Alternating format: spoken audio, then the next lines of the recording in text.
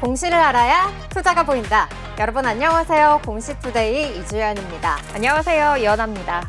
네, 오늘도 기업들의 최신 소식을 발빠르게 전해드리는 공시투데이 시간이 돌아왔습니다. 흥미진진한 공시 이야기와 함께 재미있고 유익한 정보들 가득 담아왔으니까요. 끝까지 집중해보시면 좋겠습니다. 네, 또 새로운 소식들과 함께 경제 트렌드 쏙쏙 뽑아 알려드릴 테니까요. 채널 고정해주시기 바랍니다. 본 방송에서 제공하는 정보는 투자 판단에 대한 조언일 뿐 주식의 가치와 상승, 하락에 대해서는 보장하지 않습니다. 그럼 공시투데이 공투 지금 시작합니다.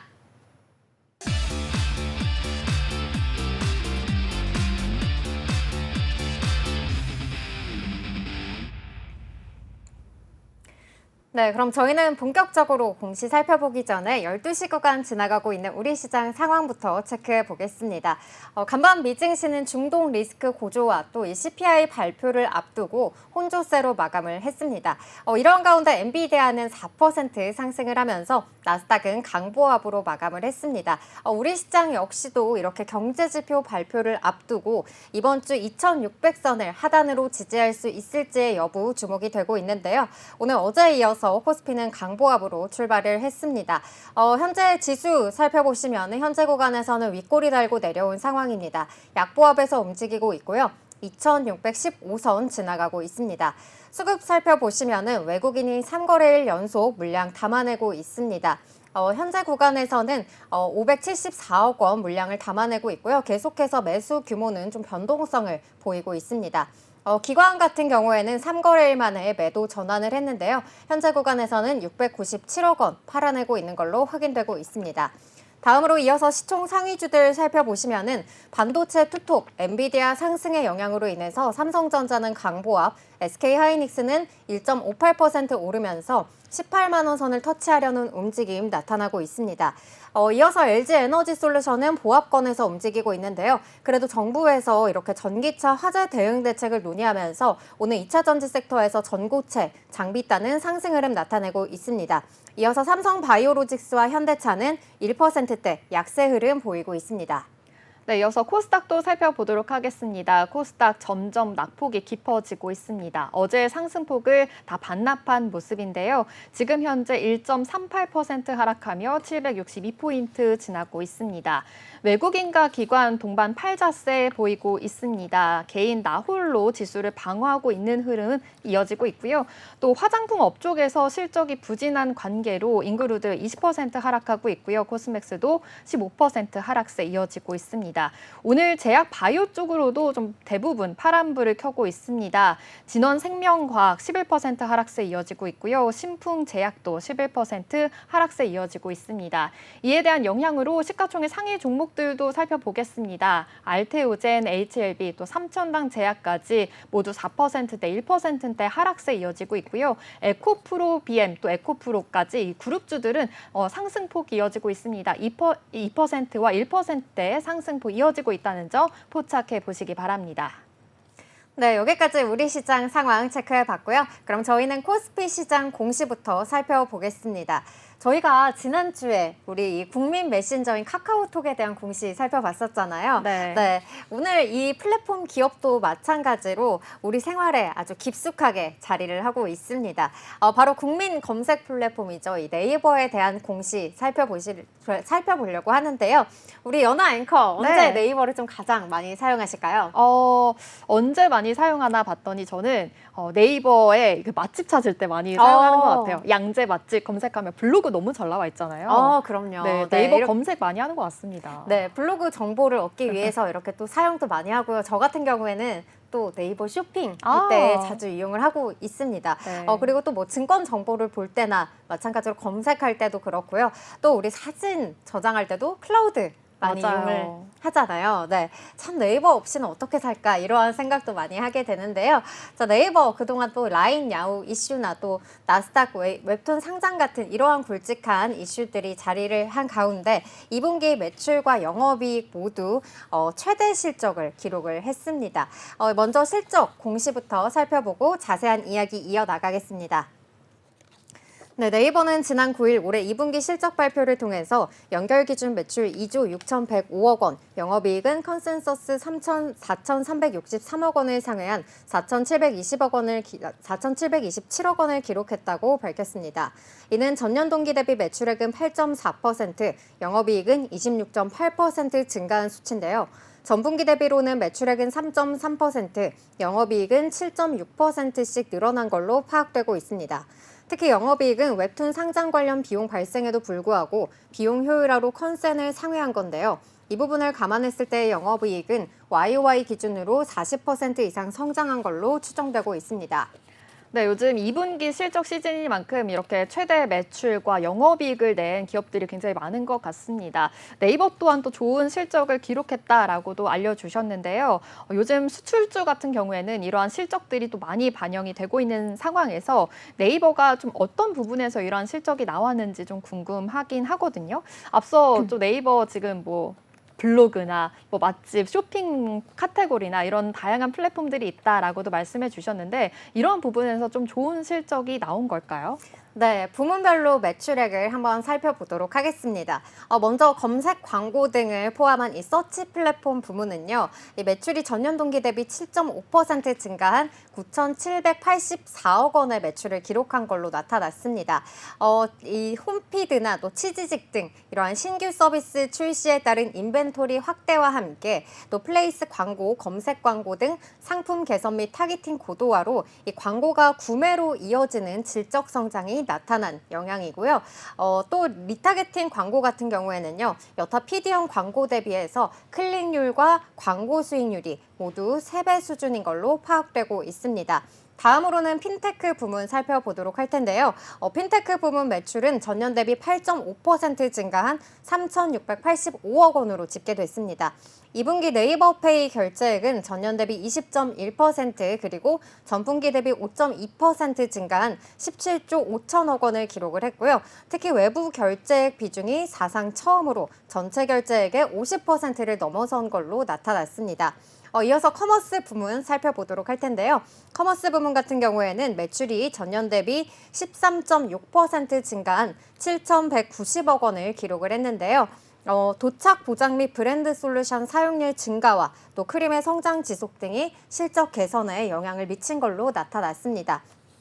이 네이버 전체 커머스 거래액은요, 전년 대비 4.1% 성장한 12조 3천억 원을 기록했습니다.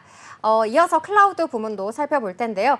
클라우드 부문은 AI 관련 매출 발생 및 라인웍스 유료 아이디 수 확대 등에 힘입어서 전년 대비 19.2% 증가한 1,246억 원의 매출을 기록을 했습니다. 이렇게 대부분의 이 부문들이 전년 대비해서 굉장히 좋은 실적을 기록을 했는데요. 모든 부문이 또 다 성장세를 보인 것은 아니었습니다.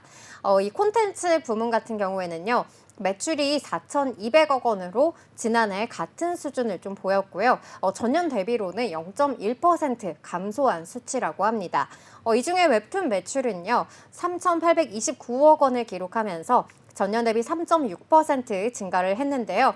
6월 상장에 따른 일회성 비용 반영으로 인해서 영업이익은 적자 전환을 했습니다. 2분기 환율 변동 등 효과를 제거한 동일 환율 기준으로 네이버 웹툰의 글로벌 매출은 전년 대비 11.1% 성장한 걸로 파악됐습니다.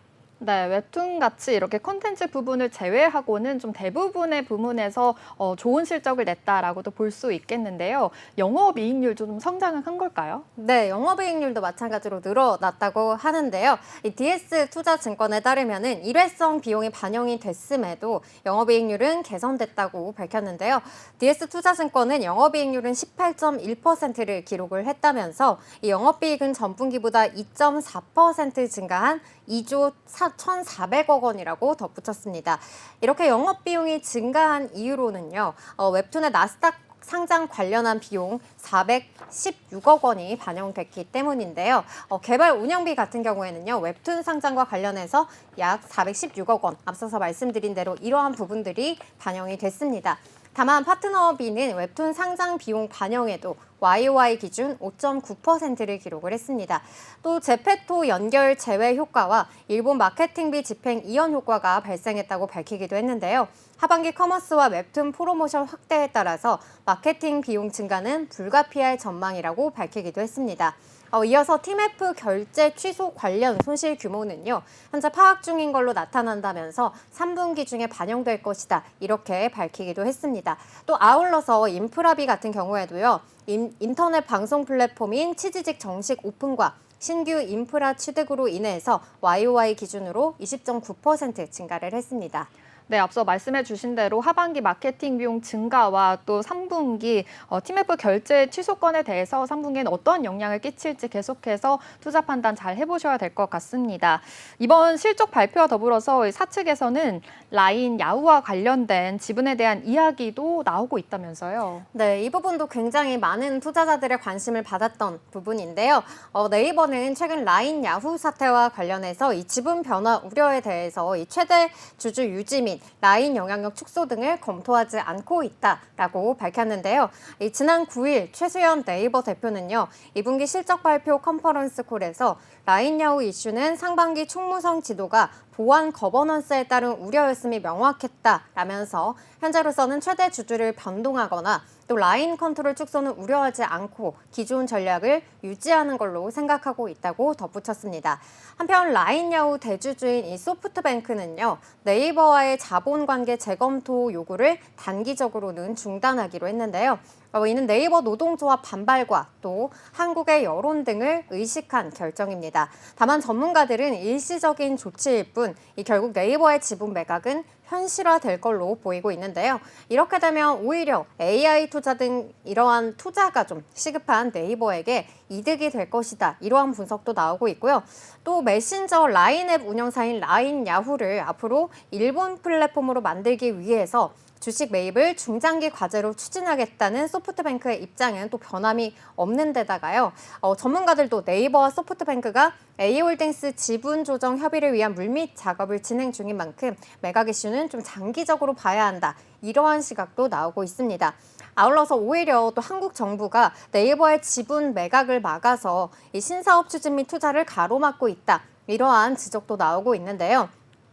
이 유병준 서울대 경영학과 교수는 네이버가 AI에 1조 원을 투자했지만 성과가 미진하고 또 경쟁에서 밀리고 있는 그러한 실정인데다가 앞으로 자금을 더 투입해서 글로벌 빅테크와 경쟁을 해야 되는데 매각이 안 된다고 한다면은 이렇게 좀 자금줄이 끊기게 되면서 정체될 것이다, 이러한 입장을 밝히기도 했고요. 또 정부에서 이렇게 좀 감나라 배나라 하는 것은 이 기업의 신사업 계획을 막는 꼴이라고 말하기도 했습니다.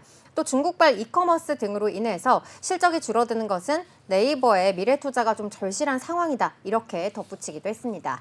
네, 이렇게 라인, 야후 지분에 대해서는 좀 지속적으로, 장기적으로 계속해서 팔로잉을 해볼 필요가 있겠습니다. 또 하반기 증권가에서는 카카오는 팔고 네이버는 사라, 뭐 이런 이야기들이 나오고 있는데요. 하반기 전망 어떻게 보고 있을까요? 네, 한동안 네카오로 이렇게 같이 묶이면서 좀 주가가 같이 오르는 모습이 나타났었는데 최근에는 좀 전망들은 엇갈리고 있는 것 같습니다. 이 다올투자증권에 먼저 따르면요, 일회성 요인에 좌우될 2분기 실적보다는 이 커머스 반등을 확인을 하게 될 하반기 실적이 더욱더 중요하다라고 밝혔는데요. 다만 네이버는 현재 보유 자금이 넉넉하지 않아서 검색 시장 경쟁 위협에 대처가 어렵다고 덧붙이기도 했습니다. 또 DS투자증권 같은 경우에는요, 이 하반기 광고와 커머스 총 거래액 성장률 회복 속도가 네이버의 주가를 좌우할 것이다라고 내다봤고요.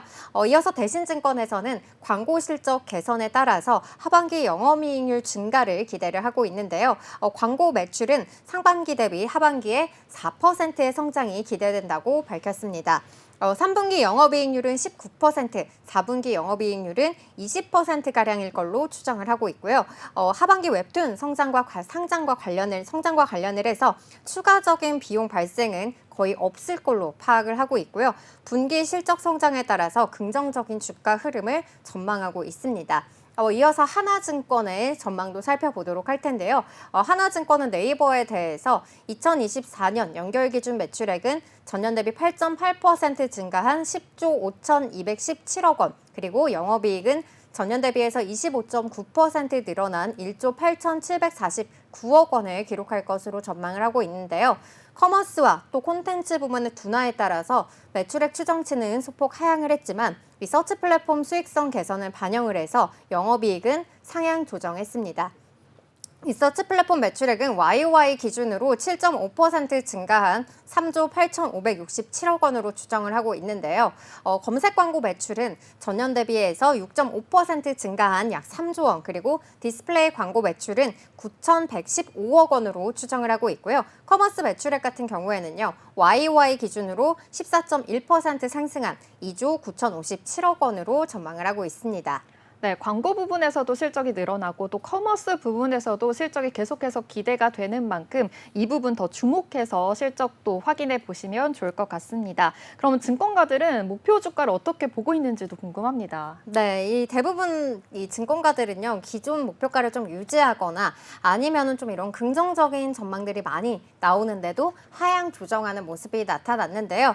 먼저 하나증권 살펴보시면은요, 이 하나증권에서는 네이버는 커머스 광고의 회복과 또 커머스 거래액 증가를 위해서 AI를 활용한 커머스 개편으로 광고주 이용자의 편의성을 제공할 계획으로 AI 도입이 향후 커머스뿐만 아니라 이 전사 효율성 증대에 지속적으로 기여할 수 있을 것으로 기대를 한다면서 목표 주가 24만 원을 유지했습니다. 교보증권에서도 목표 주가 25만 4천 원을 유지를 했는데요. 컨텐츠 부문 네이버 Z 제외 등에 따른 수익성 개선이 동시에 이루어지면서 예상보다 빠른 이익률 개선이 나타나고 있다는 점을 이유로 꼽았고요. 네이버의 개편에 따른 트래픽 증가와 또 광고 매출 성장으로 이어질 것이라는 전망을 내놓기도 했습니다. 반면에 이 DS투자증권에서는요, 목표가를 27만 원에서 24만 원으로 하향 조정했는데요. 글로벌 피어 비교그룹 주가 하락에 따른 멀티플 하향 조정과 또 자회사인 웹툰의 나스닥 상장에 따른 가치평가 재조정에 따른 것이라고 밝혔습니다. NH투자증권에서는요, 이 네이버 실적은 성장 흐름을 이어가고 있지만 그럼에도 주가는 과도한 저평가 구간에 머물러 있다면서 이제는 주가 반등만이 남았다고 말을 했는데요. 목표 주가는 또 26만 원으로 내려잡았습니다. 네, 여기까지 네이버의 2분기 부문별 실적과 향후 전망 그리고 증권가의 목표 주가까지 살펴봤습니다. 그럼 저희 이어서 또 코스피 공시 하나 더 살펴보도록 할 텐데요. 어떤 기업 준비해 오셨을까요? 네, 기업을 소개해드리기 전에 살짝 힌트를 드리자면 비싼 옷보다는 조금 더 잘 만들어지고 좀 똘똘하게 잘 만들어진 옷에 조금 더 손이 많이 가는 것 같습니다. 그래서 이렇게 중저가 캐주얼 브랜드 옷들이 더욱더 팬층이 더 두터운 이유가 아닐까라는 생각이 드는데요. 이 캐주얼 브랜드 갭 다들 아실 겁니다. 이 캐주얼 브랜드 갭에 또 고객사를 둔 한세실업에 대해서 알아보도록 하겠습니다. 네, 앞서 말씀을 해주신 대로 우리가 옷을 계속해서 입다 보면은 자주 입는 옷들이 있어요. 네. 그런데 자주 입는 옷들을 살펴보면은 아무래도 좀 편하고 맞아요. 또 실용적인 옷들, 이런 옷들을 자주 찾게 되는 것 같습니다. 이러한 옷을 만드는 브랜드 기업 한세실업 과연 어떤 공시가 또 발표가 됐을까요? 네, 한세실업은 일단 OEM 패션 전문 기업입니다. 이 중남미에 대한 대대적인 투자가 이뤄질 예정이다라고 공시를 했는데요. 공시 자세하게 살펴보도록 하겠습니다. 과테말라 미차토야 지역에 의류 제조, 수직 계열화 인프라 투자를 확대한다라는 계획이 있었습니다. 2026년까지 1억 7천만 달러 규모의 투자가 되겠는데요. 이 당사의 성장 전략을 공유하고 친환경 방적과 또 편직, 또 염색 생산 설비를 갖추는 프로젝트라고 설명하고 있습니다. 하지만 이 구체적인 투자 여부와 시기 및 금액에 대해서는 확정된 사항이 아니다라고 밝혔는데요. 이 미국 시장에 대한 접근성 개선과 또 관세 혜택 증가 등을 통한 수주 확대라고도 볼 수 있겠습니다. 네, 2022년 당시에 이 창립 40주년을 맞은 한세실업이 한세 2.0을 또 제시를 하기도 했었는데요. 중남미 수직 계열화를 위해서 이렇게 현지 과테말라 법인을 또 설립했다고 하는데 투자를 조금 더 늘리겠다 이렇게 계획을 세우고 있다고 보면 될까요? 네, 맞습니다. 2022년 10월이었는데요. 한세실업은 중남미 수직 계열화의 운영 전담을 위해서 이 과테말라 미차토야 법인을 설립을 했습니다. 이 법인 법인에서는 의류 제조에 필요한 공정을 한 곳에서 할 수 있는 그런 환경을 마련하겠다라는 계획이었는데요. 이 방적과 염색, 가공에서 이제 원단 중개와 봉제와 제조까지 일련의 과정을 이 한 시설에서 이루어지게 되면 더욱더 효율적인 생산과 또 수익성을 키울 수 있기 때문이다라고도 볼 수 있겠습니다. 이 과테말라를 선정한 이유를 보니까요. 이 중남미에 위치하고 있는 이 미국과 가까운 위치, 또 지리적인 요인 때문이다라고도 볼 수 있겠는데요. 회사의 주 고객사 갭이라고 했잖아요. 이 갭을 비롯해서 미국의 패션 기업들이 다수 있습니다. 또 주력 수출 지역이 역시 미국으로 꼽히기 때문에 이 과테말라를 선정했다라고도 볼 수 있겠습니다. 이 과테말라를 비롯해서 중남미 일부 국가들 또 미국과 중미 자유무역 협정이 맺어 있기 때문에 또 관세 혜택 또한 누릴 수 있다라고도 볼 수 있겠는데요. 중미 생산 비중을 지금의 20%, 내년에는 25%, 또 2026년에는 30%까지 확장할 계획이다라고도 밝혔습니다. 네, 계속해서 이렇게 중남미 부분에서 좀 계속해서 매출이 늘어날 것으로 좀 기대를 해봐도 좋을 것 같고요. 지난달에 또 2분기 영업 실적 발표도 있었잖아요. 좀 실적 잘 나왔을까요? 네, 맞습니다. 지난 7월 19일에 이 늘어난 영업 실적을 발표했는데요. 한세실업에 대해서 지속된 또 인플레이션 부담 영향으로 중저가 의료에 대한 노출이 높았습니다. 가장 먼저 그래도 회복세를 보이고 있다라고도 평가하고 있는데요. 이 한세실업의 2분기 매출액은 보니까요. 전년 동기 대비 7.4% 늘어난 4,619억 원, 또 영업이익은 10.6% 증가한 490억 원으로 이 시장 기대치에 부합한 성적이다라고도 볼 수 있겠습니다. 이 계속됐던 좀 지연됐던 미국의 의료 소비 회복 사이클이 이제야 좀 본격화됐다라고도 볼 수 있겠는데요. 이 갭과 또 마트향 고객사를 중심으로 실적 회복세가 나타난 겁니다. 미국 의료 시장 분위기를 보니까요. 업체별로 좀 차별화된 흐름이 계속해서 나타나고 있다라고도 볼 수 있겠는데요. 그중에서도 이 한세실업이 주요 고객으로 두고 있는 이 중저가 캐주얼 시장에서 훨씬 양호한 흐름을 보이고 있다라고 증권가들은 분석을 하고 있는 상황입니다. 의료 시장의 최근 실적 동향을 살펴보니까요. 갭은 이 동일 매장 성장률이 연초보다 또 턴어라운드를 보인 다음에 계속해서 플러스 성장을 유지하고 있다라고도 확인이 되고 있고요. 재고 수준도 개선된 모습을 보이고 있습니다. 월마트도 이 실적 컨퍼런스 콜에서 의료 카테고리 이 회복 시그널을 언급을 했고요. 타겟도 마찬가지로 계속해서 실적이 좋아지고 있다라고 파악되고 있습니다. 이 하반기에는 이 한세실업의 수주 규모도 두 자릿수 성장률을 보일 것이다라고 기대하고 있습니다. 네, 사실 이 의류 업황 좋지 않다. 계속해서 네. 이러한 이야기들이 나오면서 이 의류 관련한 종목들도 좀 지지부진한 흐름을 보였었는데요. 지난주에 살펴봤던 이 브랜드 엑스코퍼레이션도 그렇고요. 또 한세실업도 이렇게 예상외로 좀 좋은 실적을 기록을 했다고 하니까 좀 다행이라는 생각이 듭니다. 한세실업이 또 캐주얼 브랜드들에게 이렇게 좀 최고의 파트너다라는 평가를 받고 있다고 하는데요. 어떠한 내용일까요? 네, 맞습니다. 의류 브랜드 이 갭으로부터 주요 거래처들이 있잖아요. 최고의 파트너다라는 평을 받고 있습니다. 한세실업이 지난 5월에 미국 샌프란시스코의 갭 본사에서 열린 행사에서 2024 올해 공급업체상을 수상했는데요. 이처럼 이 한세실업이 갭에서 또 올해 공급업체로 선정된 것이 이번이 또 처음이라고 합니다.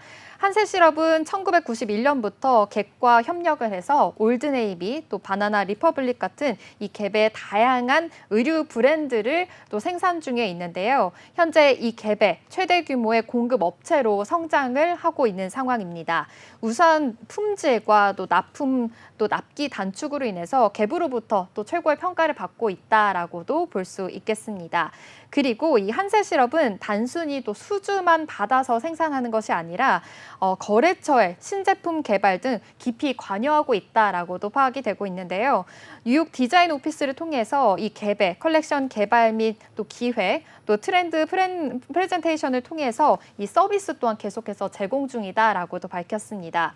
이 한세실업 부회장은요, 이번 수상은 한세실업이 이 갭의 제일 전략적 파트너로 인정한 중요한 이정표다라고도 밝혔는데요. 앞으로도 갭과 한세실업이 장기적인 목표를 함께하는 동반자가 되기를 기대한다라고도 밝혔습니다. 이 갭은요, 또 한세실업의 최고의 파트너라고 평가한 배경을 또 살펴보니까요. 최근에 공장 자동화와 또 환경 오염을 막기 위해서 지속 가능한 분야에서 적극적으로 투자한 실적이 있다라고도 평가하고 있습니다. 이 한세실업의 스마트 팩토리 시스템 햄스와 또 다양한 ESG 활동을 통해서 이 자동화와 지속 가능성에 대해서 굉장히 높게 평가가 된 상황인데요. 특히 한세실업은 2025년까지 이 석탄 사용의 단계적 중단 등 지속 가능한 또 투자와 노력을 계속해서 해오고 있는 상황입니다. 이 한세실업 메인 공장 같은 경우에는요, 이미 석탄 사용을 0%에 달성을 했습니다. 일부 석탄 사용을 하고 있는 하청 공장을 대상으로 이 석탄 사용을 중단하도록 계속해서 독려하고 있다고 합니다. 또 아울러서 자라, 또 랄프 로렌 이 글로벌 캐주얼 브랜드과도 꾸준한 거래 관계를 유지하고 있다라고도 파악이 되고 있는데요. 주로 거래처를 보니까요. 미국 유통업체 타겟도 2002년 그리고 2007년부터 2011년까지 연속으로 이 한세실업에 대해서 우수 파트너상을 수여한 바가 있었습니다. 네. 이 한세실업 같은 경우에는 정말 우리 소비자들이 자주 입는 옷들과 좀 협력 관계를 많이 맺고 있는 것 같아요. 갭도 네. 그렇고 뭐 자라도 그렇고요. 네. 그런데 이렇게 좀 최고의 파트너라고 평가를 받는 이유가 앞서서 살펴봤듯이 이렇게 수주를 받아서 생산 제조하는 것뿐만 아니라 또 이 거래처의 신제품 개발에도 이렇게 기여를 할 만큼 다양한 사업에서 좀 동반자 역할을 하고 있다라는 점 살펴볼 수가 있었는데요. ESG 영역에서도 좋은 성과를 또 보여준다고 하니까 이 진정한 지속 가능 사업이 아닌가 생각을 해보게 됩니다. 앞으로 한세실업 또 이익을 늘려나가기 위해서 여러 가지 좀 방침들을 모색 중이라고 한다면서요. 네. 맞습니다. 이 한세실업을 보니까요. 강도 높은 고정비 감축 노력뿐만이 아니라 이 고단가의 액티브웨어 이 수주에 집중적으로 좀 수익 개선에 나오고 있는 그런 상황인데요. 지난해 10월 기업 설명회에서는 올해 1,800억 원의 영업이익을 목표치를 제시를 했습니다.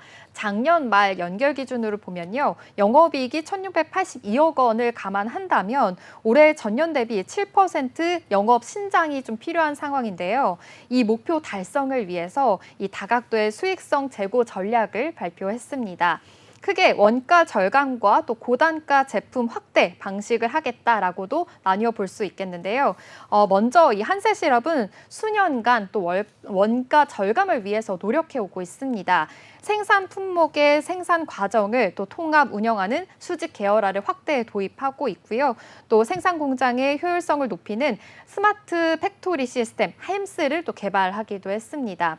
이처럼 이렇게 노력한 결과 1분기 한세실업의 원가 매출액을 보니까요. 81.1%로 전년 동기 대비 82.5%에서 1.4%포인트 줄은 겁니다. 또 뿐만 아니라 이 한세실업의 재고 자산 관리에도 계속해서 공을 들이고 있는 모습으로 확인이 되는데요. 이 재고 자산은 기업이 영업 활동 과정에서 이 판매를 위해서 보유하고 있는 자산을 일컫습니다.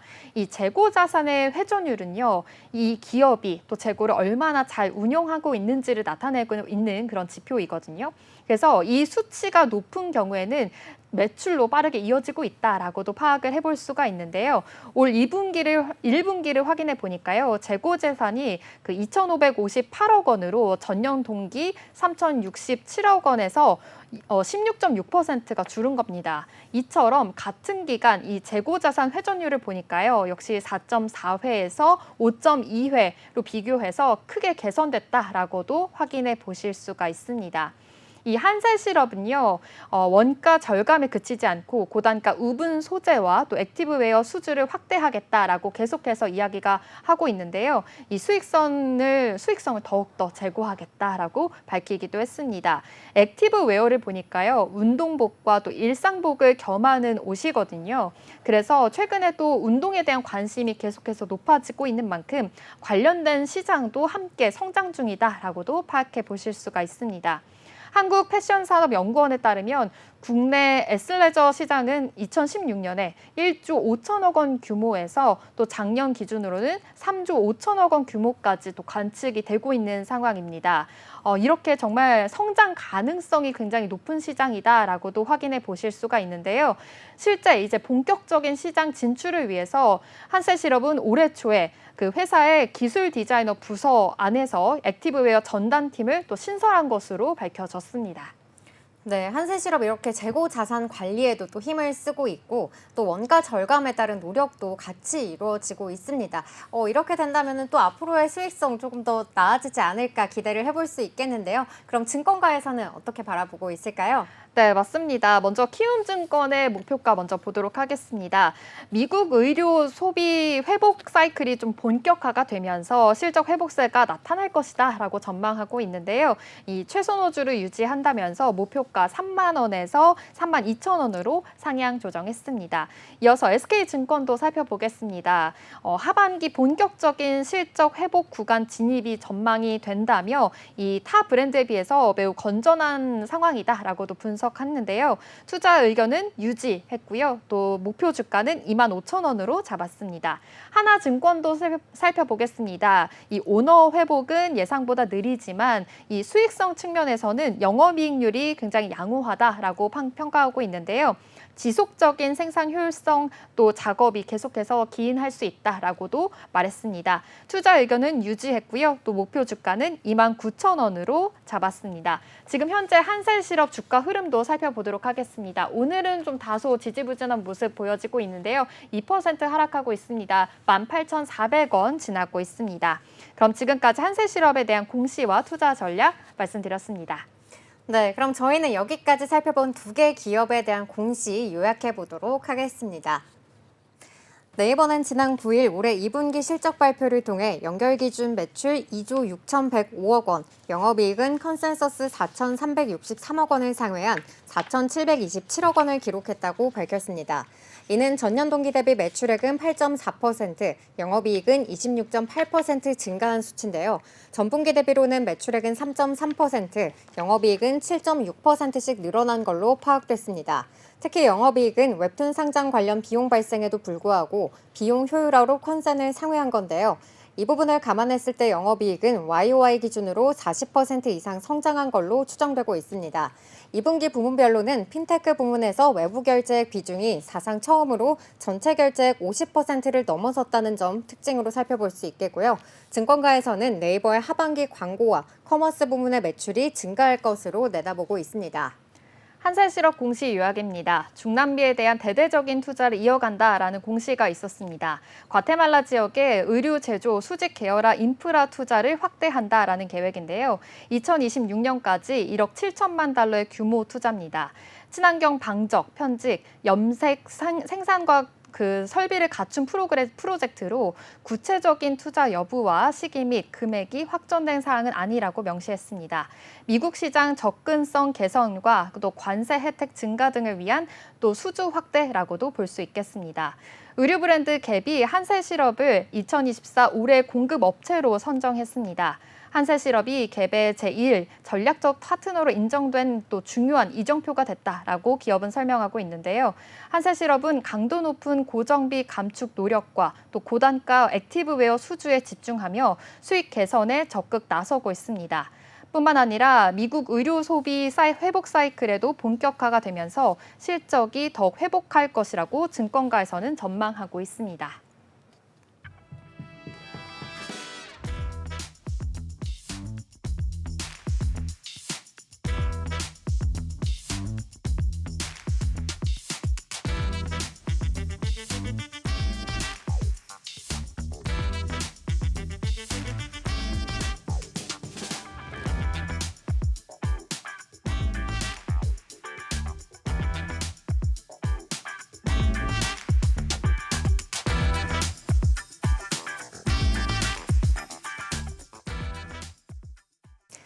네, 그럼 저희는 이어서 코스닥 시장 관련한 공시 살펴보도록 하겠습니다. 자, 이 화장품 관련주 계속해서 좀 좋은 실적을 기록을 하고 있고 이번 주에도 계속해서 실적이 발표될 것이다. 이렇게 지난 방송에서 저희가 이야기를 한 바 있는데요. 이 기초 화장품 같은 경우에는요. 미국향 수출 단가가 역대 최대인 걸로 파악이 되고 있고요. 또 색조 화장품은 일본향 수출 금액이 증가 추세를 보이고 있다고 합니다. 이렇게 좀 수출이 계속해서 데이터로 확인이 되고 있는 가운데 어제는 또 코스맥스, 또 한국콜마 이렇게 이어서 좀 국내 화장품 ODM 기업이죠. 코스메카의 2분기 실적이 발표가 됐는데요. 먼저 공시를 통해서 자세하게 확인해 보겠습니다. 코스메카 코리아는 2분기 영업이익이 전년 동기보다 62.1% 증가한 180억 9,400만 원으로 집계됐다고 공시했습니다. 매출액은 같은 기간 24.3% 늘어난 1,437억 7천만 원으로 분기 기준 최고 실적을 기록했는데요. 당기순이익은 약 163억 원으로 전년 동기 대비 89.2% 늘어난 걸로 나타났습니다. 이로써 코스메카 코리아의 상반기 누적 매출액은 2,693억 5,800만 원, 영업이익은 318억 2,400만 원을 기록을 하면서 전년 대비 각각 16.3%, 55.9%의 증가세를 보였습니다. 네, 역시나 코스메카 코리아도 좀 굉장히 증가 추세를 보이고 있다, 실적이 잘 나왔다라고 공시를 통해 확인해 볼 수가 있었는데요. 이 호실적에 대한 원인이 어떻게 될까요? 네, 이번 분기 호실적은요, 이 한국법인이 좀 전반적인 이 실적 상승세를 견인한 걸로 나타났습니다. 2분기 코스메카 코리아 국내 법인 매출은요, 전년 동기 대비 41.9% 증가를 한 946억 원을 기록을 했고요. 이에 따라서 영업이익은 126.4% 급증한 143억 원을 달성을 하면서 수익성이 강화됐습니다. 코스메카 코리아는 국내 고객사의 일본 또 미국 등 해외 진출에 따른 수주 증가와 글로벌 고객사 확대로 매출이 증가했다고 밝혔는데요. 반면 미국과 중국 법인 매출은 감소한 걸로 나타났습니다. 중국 법인 코스메카 차이나의 2분기 매출은 전년 동기 대비 3.5% 감소를 했고요. 영업 손실은 1억 원으로 집계됐습니다. 미국 법인인 잉그루드랩은 매출 460억 원, 영업이익이 43억 원으로 각각 전년 동기 대비 6.7%, 30.8% 감소를 했습니다. 회사 관계자는요, 이 기존 글로벌 고객사로부터 지속적인 수주 증가와 또 K뷰티 인디 브랜드사의 해외 시장 진출에 따른 판매 호조로 분기 최대 실적을 기록을 했다면서 2019년부터 진행한 이 캐파 확대 및 지속적인 연구개발 투자도 긍정적인 영향을 미쳤다고 설명을 했습니다. 네, 이렇게 자회사 또 잉그루드랩 같은 경우에는 북미 선케어 시장에서 굉장히 본격적으로 좀 확대가 됐다라는 이야기가 나왔잖아요. 역시나 좀 수혜를 받은 것으로 확인이 되는데 실적 구체적으로 어떻게 나왔을까요? 네, 잉그루드랩 같은 경우에는요. 2분기 연결 기준 영업이익이 43억 1,100만 원으로 전년 동기 대비 30.8% 감소했다고 공시했습니다. 같은 기간 매출액은 459억 7,300만 원으로 6.3% 줄어든 걸로 나타났고요. 당기순이익은 46억 4,600만 원으로 8.2% 감소한 걸로 잠정 집계됐습니다. 실적이 좀 부진이 됐네요. 원인은 어디서 찾아볼 수 있을까요? 네, 2분기 이렇게 좀 예상 밖의 실적을 기록해서 당황한 기색을 보이는 투자자들도 있는데요. 고가 라인에서 아무래도 기대를 못 미친 게 아니냐 이러한 분석들이 나오고 있습니다. 아무래도 북미 시장에서는 인디 브랜드나 또 가성비 제품들의 수요가 증가를 하다 보니까 이러한 시각들도 나오고 있는 것 같은데요. 신한투자증권에서는 계절적 성수기 효과에 더해서 또 일반 의약품 제품 라인 생산이 본격화되는 하반기부터는 호실적이 기대된다는 전망을 내놓기도 했습니다. 네, 하반기부터 호실적이 기대된다라고 하니까 잉글루드랩 실적 추이 계속해서 살펴봐야 할 것 같습니다.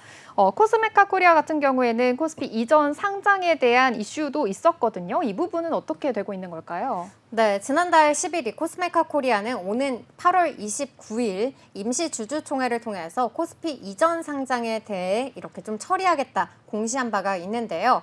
이내 2016년 코스닥 시장에 상장한 지 8년 만입니다. 해당 주총에서 안건이 가결될 경우에는 코스피 상장 승인을 조건으로 코스닥 시장 상장 폐지 그리고 코스피 신규 상장을 추진하게 되는데요. 통상적으로 코스피 이전 상장은 시장 지수를 따라 투자하는 자금인 이 패시브 자금 유입 기대감을 키워서 주가에는 호재로 작용을 하게 됩니다. 사측에서는 코스피 이전 상장은 더 넓은 투자자 기반을 확보하고 또 회사의 글로벌 인지도를 향상시키는 전략적 결정이라고 발표를 했고요. 이런 이전 상장을 통해서 또 회사는 더 많은 기관 투자자와 국제적인 투자자를 유치할 수 있는 기회를 가짐과 동시에 또 이 주가의 변동성을 줄이고 또 안정적인 자본시장 환경에서 회사를 운영할 수 있게 될 것이다라고 전망했습니다. 네, 그럼 다가올 주주총회 계속해서 주목을 해보셔야 될 것 같은데요. 실제로 이렇게 코스피 이전 상장이 추진이 된다면 주가에도 좀 긍정적인 영향을 끼칠 수 있을 것이다 볼 수 있을 것 같습니다. 이 호재와 더불어서 하반기에 대한 전망도 좀 좋을 것으로 예상하고 있다면서요. 네, 이 증권가에서 나온 이야기들을 제가 모두 종합을 해봤습니다. 하나투자증권에 따르면은요, 2023년 하반기 기준으로 저수익 고객사의 매출 비중은 3% 수준에 불과해서 해당 고객사 매출이 이번 하반기에 전혀 발생이 되지 않더라도 이 하반기 한국법인 매출은 상반기보다 높은 성장률을 기록할 것이다 이렇게 전망을 하고 있고요. 또 미국 OTC, 중국 선케어 신제품 출고 본격화로 인해서 해외 연결법인 역시 하반기부터는 유의미한 성장세가 기대된다고 밝히기도 했습니다. 이에 목표 주가를 6만 원에서 9만 원으로 대폭 올려잡았고요. 미래에셋증권에서는 하반기 미국 법인도 호실적으로 좀 기여할 것이다 이렇게 내다봤는데요. 미국이 기본적으로 상저하고의 계절성을 가지고 있을 뿐만 아니라 또 이 고객사 발주 스케줄에 비춰서 하반기 강세가 예상이 되고 있기 때문입니다. 이러한 이유로 미래에셋에서는 지난달 발표한 리포트에서 목표 주가를 10만 원으로 제시한 바 있습니다. 이어서 하나증권은 국내 화장품 기업의 글로벌 점유율이 확대가 된다면서 대다수 ODM사들의 국내 공장이 쉴 새 없이 운영이 되고 있는 데다가 코스메카 코리아 또한 수주가 증가되면서 가동률이 빠르게 상승을 하고 있다고 밝혔는데요. 더불어서 핵심 고객사의 물량 증가 또 제품 믹스 개선 등이 이익 증가 속도를 높이고 있다고 분석하기도 했습니다. 코스메카 코리아의 주요 제품군이 아마존 베스트셀러 이 상위에 다수 랭크가 되어 있는데요. 좀 이러한 성과를 바탕으로 인해서 신규 제품 제안이 증가 중이고요. 또 하반기 국내 법인의 가동률이 상승을 하면서 2024년 영업이익은 전년 동기 대비 43% 증가한 704억 원으로 전망을 했습니다. 그리고 코스메카 코리아 같은 경우에는요. 또 오늘 2분기 아주 좋은 실적을 기록했다. 이러한 증권가의 리포트가 나오기도 했는데요. 하나증권에서는 2분기 실적, 완벽한 실적을 기록했다면서 목표 주가 12만 원 유지하는 모습 나타났습니다. 여기까지 코스메카 코리아와 그리고 자회사 잉그로드랩의 2분기 실적, 또 코스피 이전 상장 이슈와 향후 전망까지 살펴봤습니다. 그럼 저희 또 이어서 다른 기업도 살펴봐야겠죠?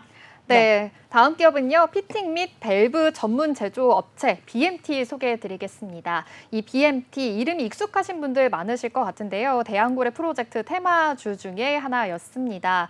이 BMT는요. 오일가스 그리고 육해상 플랜트, 또 LNG 저장과 운반선, 그리고 추진선과 발전 플랜트 등에 대해서 이 산업용 피팅과 밸브를 생산하고 있는 그런 기업입니다. 네, 그러면 BMT 얼마 전에 좀 대왕고래 프로젝트로 인해서 굉장히 좀 강세를 보이기도 했었는데요. 하지만 지금은 또 분위기가 좀 가라앉은 그러한 모습이거든요. 어떤 맞습니다. 이유일까요? 네, 2분기 실적이 발표가 됐는데요. 부진한 실적 때문입니다. 자세한 공시 살펴보시겠습니다. BMT는 연결 재무제표 기준 2분기 영업이익이 13억 8,400만 원으로 전년 동기 대비해서 83.3% 줄었습니다. 어닝 쇼크인데요. 같은 기간 BMT의 매출액은 325억 6,600만 원으로 25% 감소했으며 이 단기 손실을 보니까요. 12억 6,600만 원으로 적자 전환했습니다. 2024년 1분기 연결 매출액도 살펴보겠습니다. 313억 원으로 전년 동기 대비해서 18.7% 21.7% 감소했고요. 직전 분기 대비로도 21.6% 감소했습니다. 지난해 부산 신공장 이전으로 인해서 가동 중단과 또 매출 공백이 좀 발생한 데 이어서 1분기에도 공정 처리와 또 가동 중단 등으로 실적 부진이 계속해서 이어지고 있는 것으로 추정이 됩니다. 현재 주가 흐름도 살펴보도록 하겠습니다. 역시나 오늘도 지금 하락세 이어지고 있는데요. 전 거래일인 어제도 5% 넘게 빠지면서 마감을 했고요. 현재도 지금 3% 넘게 빠지면서 1,230원 지나고 있습니다. 네, 경북 포항 영일만 앞바다에 우리 네. 대규모 석유 윽가스 매장 가능성이 높아서 이 올해 말부터 좀 시추가 시작된다 이러한 소식들이 나오고 있는데요. BMT 그래서 또 주목을 받기도 했잖아요. 이 부분에서는 좀 어떻게 호재가 작용이 된 걸까요? 맞습니다. 일명 이 대한고래 프로젝트 테마주 중 하나였습니다. 이 포항 영일만 일대에 대량의 석유 매장 가능성이 있다라고 밝혀지면서 엑손모빌, 또 아람코, 애니 등 이 글로벌 석유 메이저 회사로부터 투자 검토를 받는 그런 호재가 있었는데요. 이 BMT가 사우디아라비아 국영 석유 회사인 아람코로부터 이 가스 플랜트용 피팅, 밸브 인증을 획득을 했습니다. 이 아람코는 사우디아라비아의 초대형 국영 기업으로서 우리 돈으로 하면 약 40조 원을 도달하면서 세계 1위 시가총액 1위에 또 자리 잡은 적이 있었기도 했었는데요. 정부는요, 지난달에 이 동해가스전 탐사 시추를 위한 이 물리 검증 용역 계약을 체결했다라고 소식을 전하기도 했습니다. 연말쯤에 이 긴 탐사공을 바닷속 해저 깊숙이 뚫어서 실제 석유와 가스가 있는지 확인하는 시추 탐사에 나설 예정이라고 합니다. 네, 이 대왕고래 프로젝트 굉장히 많은 관련주들이 있었는데요. 실제로 또 이 시추가 이루어지고 수익성이 나기까지는 굉장히 오랜 시간이 걸리는 만큼 당장 이렇게 좀 시추를 시작해서 바로 수익을 실현할 수 있는 기업들에 의해서 좀 우리가 주목을 많이 했던 것 같습니다. 네. 역시나 이 우리 지금 BMT 같은 경우에도 그러한 케이스였던 것 같고요. 이 BMT 같은 경우에도 피팅 이런 밸브를 좀 제작을 하는 회사이니 만큼 이렇게 석유 가스뿐만 아니라 굉장히 다른 부분에서도 많이 좀 생산 판매가 이루어지고 있을 것 같아요. 어떻게 되고 있을까요? 맞습니다. 주 매출 품목을 보니까요. 배관 자재와 또 전기 통신 자재, 그리고 국내외에서 반도체뿐만이 아니라 또 IT, 조선 해양 플랜트, 또 발전, 석유가스 플랜트 건설까지 굉장히 많은 곳에서 공급이 되고 있다라고 확인이 되고 있습니다. 한국 IR 협의회에서는 이 BMT에 대해서 반도체, 석유화학, 조선 등 이 주력 선방 산업의 업황이 개선될 때 동반 수혜를 받을 수 있다라고도 밝히기도 했는데요. 주요 고객사를 보니까요. 반도체 부문에서는 삼성전자, 또 SK하이닉스, LG 디스플레이 이 3사에서 고순도 제품 공급 업체로 등록이 또 되어 있습니다. 2007년부터 이 사업 다각화를 위해서 이 다양한 사업에 진출을 했고요. 현재 총 12개국, 23개의 글로벌 오일가스 기업에서 이 피팅 밸브 제품을 또 인증받은 상황이다라고도 볼 수 있겠습니다. 특히 반도체 수요를 보니까요. 생성형 인공지능 그리고 대규모 언어 모델 개발이 이 데이터 센터에서의 고성능 그 그래픽 처리 장치 기반 서버에 대한 수요 증가가 또 계속해서 견인할 것이다라고도 확인할 수 있겠습니다. 이 조선 부문에서도요. 최근 수년간 친환경 액화 천연가스 선박에 대해서 이 발주가 증가가 됐었습니다. 그러면서 초저온 밸브에 대한 특수가 기대되고 있는 상황이다라고도 밝히기도 했는데요. 현재는 이 현대중공업, 또 삼성중공업, 하나오션, 또 중국 후동조선 등 이 메이저 조선사들에 대해서 초저온 밸브 공식 공급 업체로 등록되어 있다라고도 볼 수 있겠습니다. 네, 굉장히 이 피팅 밸브 다양한 산업에 사용이 되고 있는 만큼 네, 앞으로도 수요가 좀 많아질 것 같은데요. 그럼 자회사의 제품으로 또 호재가 있었다 이런 소식도 나왔었거든요. 네, 맞습니다. 최근 6월에는요, 백스코에서 2024 코리아 캠핑카 쇼가 있었습니다. 그때 파워쿨 핸디가 관람객으로부터 호평을 받았다 이건데요. BMT의 자회사 파워쿨의 제품입니다. 이 파워쿨 핸디를 보니까요. 야외, 캠핑, 낚시, 텐트 등 레저용뿐만이 아니라 비상용 그리고 재난 대비용까지 사용할 수 있는 포더블 에어컨으로 볼 수 있겠습니다. 정말 해외 마케팅을 통해서 또 파워쿨 핸디를 좀 세계적인 브랜드로 나아갈 계획이다라고 대표는 밝히기도 했습니다. 네, 이렇게 좀 주요 전방 사업에서 또 고른 성장도 기대해 볼 수 있겠고 또 이렇게 자회사 제품도 호조를 받고 있다 보니까요. 굉장히 좋은 전망 앞으로도 기대가 될 것 같습니다. 그러면 저희는 또 여기까지 살펴본 두 개의 기업 공시 요약해 보도록 하겠습니다. 코스메카 코리아는 2분기 영업이익이 전년 동기보다 62.1% 증가한 180억 9,400만 원으로 집계했다고 공시했습니다.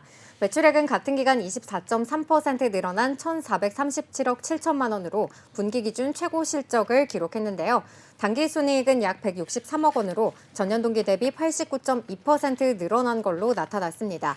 이어서 자회사 잉그루드랩은 2분기 연결 기준 영업이익이 43억 1,100만 원으로 전년 동기 대비 30.8% 감소했다고 공시했습니다. 이어서 BMT 공시 요약입니다. BMT는 연결 재무제표 기준으로 2분기 영업이익이 13억 8,400만 원으로 전년 동기 대비해서 38.3% 줄었습니다. 같은 기간 BMT 매출액은 325억 6,600만 원으로 25% 감소했습니다. 1분기 연결 매출은 313억 원입니다. 네, 오늘 준비한 공시투데이는 여기까지입니다. 오늘 전해드린 기업 공시와 소식들 여러분의 투자에 도움이 되셨으면 좋겠고요. 내일은 더욱더 유익한 정보로 찾아뵙겠습니다. 네, 공시투데이 다시 보기는 네이버와 유튜브 채널에서 가능합니다. 본 방송에서 제공하는 정보는 투자 판단에 대한 조언일 뿐 주식의 가치와 상승, 하락에 대해서는 보장하지 않습니다. 그럼 오늘도 성공 투자에 한 걸음 더 나아가시길 바라면서 공시투데이는 내일 12시에 계속됩니다. 시청해주신 여러분 고맙습니다.